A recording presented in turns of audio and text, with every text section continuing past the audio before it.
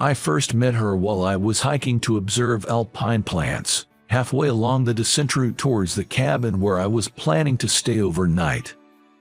She was crouched at the side of the trail, looking unwell. She appeared to be in her late 30s. And she was radiant yet somber, a young widow. Again this week, seriously. My name is James, but around here, they call me Michael Thompson. I work as a researcher of alpine plants at the County Museum. For 4 weeks in a row, when I told my wife, Michelle, that I was going alone to the mountains to observe alpine plants over the weekend, she'd reacted hysterically. It's part of my job, Michelle, there's nothing I can do about it. Back in college, I was part of the athletic club and was invited to go hiking by a senior member. The first mountain I climbed was about 6,500 feet high. I was captivated by a small wildflower known as the Queen of Alpine Plants that I saw at the summit of that mountain. I was fascinated by the small wildflower that had white and pink petals blooming on the rocky ground. Since then, mountain climbing became my hobby, and this passion led me to my job as a researcher of alpine plants. What do you say to Jacob? Jacob is our 6-year-old son. Michelle said that I will take him to the amusement park this weekend, as I've been postponing our promise to him. Why don't you just take him, Michelle? You're the one who told Jacob about the amusement park without asking me. Leaving those words behind, I left the house with my backpack. I planned to stay overnight at the mountain cabin, and I had already submitted my climbing plan. I would get to the trailhead by transferring between trains and buses. Is this what they call going through a rough patch? On my way, I recalled the argument with Michelle. It left a sour taste in my mouth. I arrived at the trailhead just after 9 a.m. While climbing towards the summit, I observed alpine plants. It was just after 3 p.m. On my way to the mountain lodge where I'd reserved a one-night stay, I ran into a woman who was sick. I escorted her back to the lodge and nursed her back to health overnight. After regaining her strength, we parted ways at the trailhead the next day. On a whim, I stopped by a local shop at the foot of the mountain and bought a souvenir, candies, for my wife and son for the first time. What's this? When I handed over the mountain treats, my wife, Michelle, looked at me in confusion. I called out to Jacob, who was in his room, telling him I'd brought back a souvenir. Having had his promise of a trip to the amusement park broken, Jacob, sulking, deliberately stomped his feet as he came over. Hoisting Jacob onto my knee, I told him, I swear I'll take you to the amusement park next weekend, for real this time. Really, really? Jacob asked, looking up at me. I'm not lying. Then, I opened the box of souvenir candies. Just as Jacob reached out his hand, Michelle interjected. No, you can't. Dinner is almost ready. After dinner, Jacob and I spent a short hour playing video games, took a bath together, and I put him to bed. When I returned to the living room, Michelle was watching the news on TV, seemingly bored. How about it, want a beer? I took a can of beer out of the fridge and offered it to my wife. What's gotten into you? Playing the doting dad all of a sudden, and now trying to be the loving husband. I grabbed 2 glasses and sat down across from my wife. Pouring the beer, I raised my glass for a toast. There's something I want to tell you. Something I need you to hear. Michelle took a sip of her beer and looked at me. I told her about the woman I met on the way to the mountain lodge, who was in poor health. I thought to myself, she's taking the mountain too lightly, dressed in casual clothes like that. But I couldn't just leave her there. So, I talked to the woman. Whether she was on a tour or lost from her group, she only replied that she came alone. I didn't tell Michelle this. but I was reminded of the look on that woman's face when she looked up at me after answering my questions. With her glossy hair tied back and a certain melancholy in her eyes, I was captivated by her. And then I had a thought. Alpine plants possess a unique beauty. The higher the altitude they inhabit, the more I perceive their beauty to intensify. I've wondered why this is, especially considering the harsh natural conditions of these high-altitude areas. After all, plants such as flowers perpetuate life by enabling the pollen from male flowers to fertilize the female flowers. This process necessitates the assistance of wind and insects.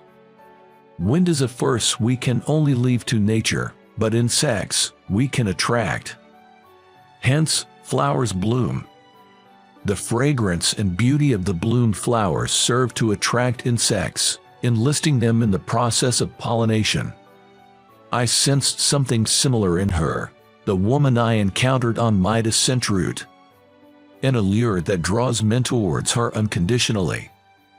She said climbing in such light attire and getting sick, it's a nuisance, really, causing such a commotion.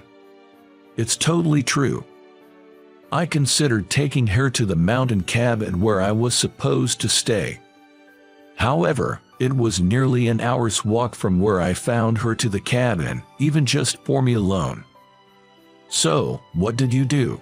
My wife asked with keen interest. Well, I recalled that there was a refuge cabin much closer, I replied. A refuge cabin is a mountain hut available for free to anyone encountering an emergency, such as bad weather. Most refuge cabins are unmanned, with no resident caretakers. And because they're free, some climbers use them as planned accommodation, even when it's not an emergency, which is allowed. I continued my story to my wife. Carrying the woman I'd found on the mountain trail, I walked for about 20 minutes and arrived at the refuge cabin. Along the way, the sky had turned ominous, the wind was picking up, and large raindrops began to fall. The cabin was empty. Well, looks like we're imposing ourselves here tonight. She nodded, arms wrapped around herself. Looking at her, I saw her lips trembling, tinged with purple. Cold, isn't it? That's what happens when you climb a mountain rest like that. I offered her my mountain jacket that I was wearing. When you go mountain climbing, it's basic to layer your clothing. That way, if it's hot, you can take layers off. If it's cold, you can put them on. Even when I tried to explain the basics of mountain climbing, she was miles away. Then I contacted the mountain hut I had booked, explained the situation, and said we would be staying in the emergency shelter that night. So what? You're telling me you two were alone together until morning? Silently, I nodded in response to my wife's question. And then, my wife, Michelle, spat out the words dismissively. I had brought food, drinks, and cooking utensils to the mountain hut we had booked because we planned to stay without meals. It was a bit scarce for two people, but I cooked dinner anyway. The menu was a classic instant curry. Still cold, I asked her, even though she didn't touch the curry I had made. As usual, she completely ignored me. Gradually, I began to feel irritated. Eat. If you eat, your body will warm up a bit. I don't want it. I thought she was finally reacting, but this was all she said. Still, her gloomy tone made me feel something was seriously wrong. I don't know what happened, but I sternly said to her, if I hadn't come by, your life might have been in danger. You shouldn't underestimate the mountains. But she just turned her sorrowful profile away from me and remained silent, not trying to speak. I thought I couldn't handle this anymore, so I figured all I could do was let her sleep. Did she not touch it after all? The curry you made? Yeah, she didn't eat it, I told my wife, as I grabbed another can of beer from the fridge. As night fell, the rain and wind became stronger. The sound of rain hitting the windows was loud, and drafts blew in from various spots of the hut. While looking out the window, I asked, "How do you feel? Has it improved a little?" I thought she wouldn't respond, but then I heard her voice, as thin as a mosquito's. "If I lie down like this, by morning, I might." Surprised, I turned to look at her. She was wrapped in the mountain jacket I had lent her, covering herself from head to toe. Once again, I turned my gaze back to the window. Then I muttered, "It feels like I'm stranded in the middle of a storm." Suddenly, I heard the sound of the mountain jacket rustling. I looked at her. She was sitting half upright, staring straight ahead, frozen in place. "Oh, a storm, really? Not at all on the side?" My wife chimed in. "Guess so. They're just the mountains," I answered, and my wife urged me to continue the story with a "so." Afterwards, I got into my sleeping bag, but I was having a hard time falling asleep. Then, she who was asleep screamed and jumped up, looking utterly lost. Thinking she might have had a nightmare, I crawled out of my sleeping bag and shook her shoulder. Her body was ice cold. "This jacket alone isn't enough. Hey, you're cold, right?" She gave a small nod and looked at the sleeping bag I had been using. "Can I get in there?" I laid the sleeping bag beside her. "Come on, get inside." She got into the sleeping bag as I told her, her body shaking from the cold. I thought there was nothing else I could do but warm her up. My sleeping bag was not the mummy type that people usually imagine, but the envelope type that's like a blanket folded in half lengthwise. If I left the zipper open, it would somehow accommodate two. I got into the sleeping bag with her. I'm pretty big body-wise.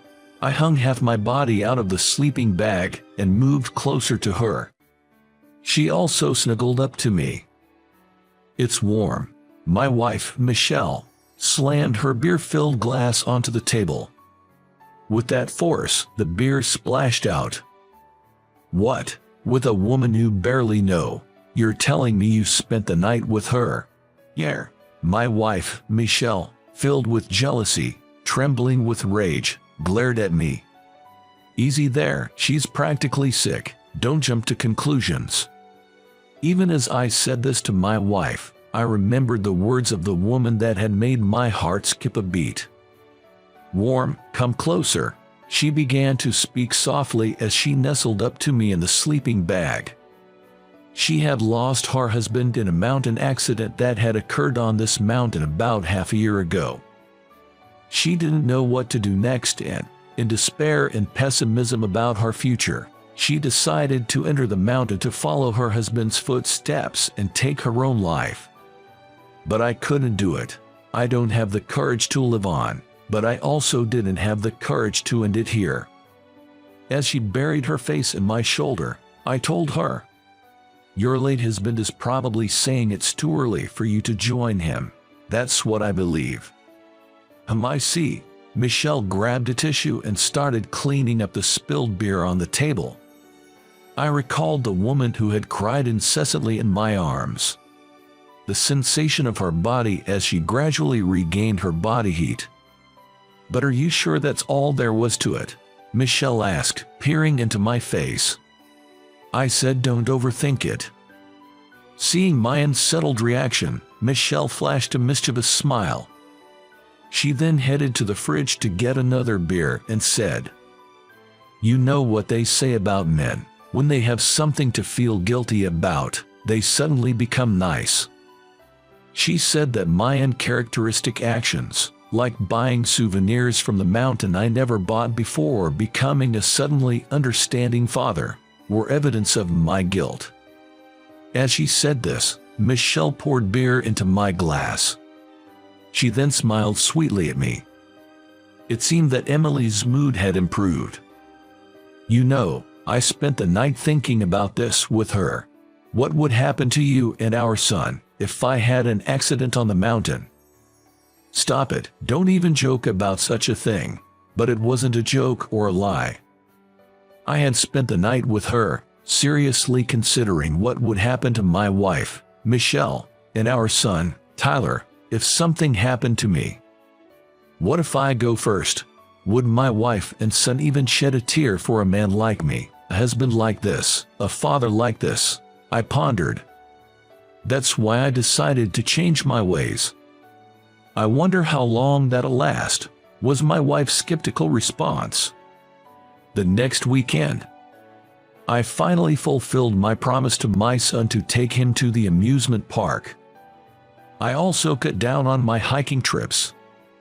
Then, several months later, one evening after dinner, as I was playing games with my son in the living room, my wife, having finished the dishes, suggested, "Hey, next time you go hiking, can Sean and I come with you?" I mean, yeah, sure. Beside me, Sean started making a fuss about how he wanted to go. Why didn't I think of that before? I was at a loss for words. All right, let's go. For this trip, I chose a beginner's trail and took my wife and son hiking. At one point on the trail, my wife stumbled over a rock and lost her balance. I caught her, and she buried her face in my chest, exclaiming, "This is quite tough." While I held her like that, Shanti's "Daw, you two are so lovey-dovey." We quickly let go of each other. "We're almost at a rest cabin. Let's take a break there." The cabin was manned with a toilet and a shop. There were a few other hikers resting there. As I walked towards an open seat with my wife and son, I stopped dead in my tracks when I noticed a woman among the other hikers. My wife asked what was wrong. "It's her, the woman I told you about." "Wait, is she the one you shared a sleeping bag with?" I found myself nodding before I tapped my wife's forehead with my index finger. She chuckled and followed my gaze to the woman. She, too, noticed us. She quickly stood up and bowed her head towards me. And then she noticed us, too.